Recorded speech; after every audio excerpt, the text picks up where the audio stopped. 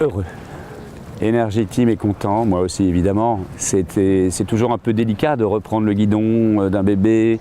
Mais ça a été une découverte formidable et une confirmation surtout que Yann Guichard avec l'équipage, entre San Diego, on l'a bien vu, où ils ont fait un travail absolument génial. À Naples aussi, dans des conditions vachement plus difficiles. Ils ont énormément amélioré le jeu, forcément, parce qu'on était passé d'un stage de découverte, il y a un cache-cache, il y a 1 an maintenant, ensemble. Avec quelques jolies choses, et puis un peu mieux à Plymouth, puis un chavirage, mais malgré tout on commençait déjà à sortir une épingle du jeu, et puis enfin c'est confirmé à San Diego très rapidement, parce qu'on a enfin eu un petit peu de temps et un tout petit peu de moyens pour travailler sur une voile ou deux, puis nos manœuvres. Mais la différence énorme que l'on avait, et que l'on a toujours de toute façon avec les grosses équipes, c'est qu'on ne s'entraîne pas du tout. On s'entraîne 6 jours avant et eux passent l'année à le faire. Mais c'est pas grave, il ne faut pas s'en plaindre, d'autant plus qu'on arrive malgré tout à être devant, donc c'est une très bonne nouvelle.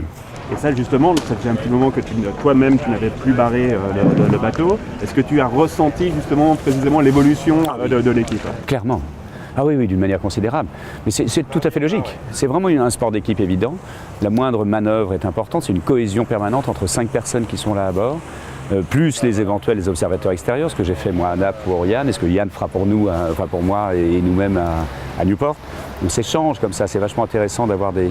Et j'ai navigué à bord avec les garçons quand Yann était à la barre pour écouter un petit peu leur manière de faire. Et c'est un enrichissement incroyable d'ailleurs de pouvoir être en position, et c'est rare, parce qu'il y a où les grosses équipes ont 2 bateaux et 2 barreurs, où les petites n'ont qu'un bateau et qu'un barreur, et nous on est entre les deux. On a déjà 2 barreurs qui savent à peu près faire, et qui surtout s'entendent très bien, et qui s'échangent de l'information de l'extérieur et de l'intérieur. Et c'est vraiment très intéressant. Et je pense que c'est l'une des clés aussi de la cohésion d'équipage, de l'efficacité aujourd'hui. Et alors maintenant, attention, hein, si on retourne dans la brise, par exemple, on n'a aucune expérience, ou très peu, à part Naples et Plymouth une fois. Par rapport au top team, surtout Oracle, on aura toujours du mal à mon avis. Il va falloir quelques jours, voire même quelques semaines avant vraiment d'arriver à leur niveau. Mais dans toutes les autres phases du jeu, on se débrouille. Je te remercie et je te souhaite bonne chance. Merci. Ciao.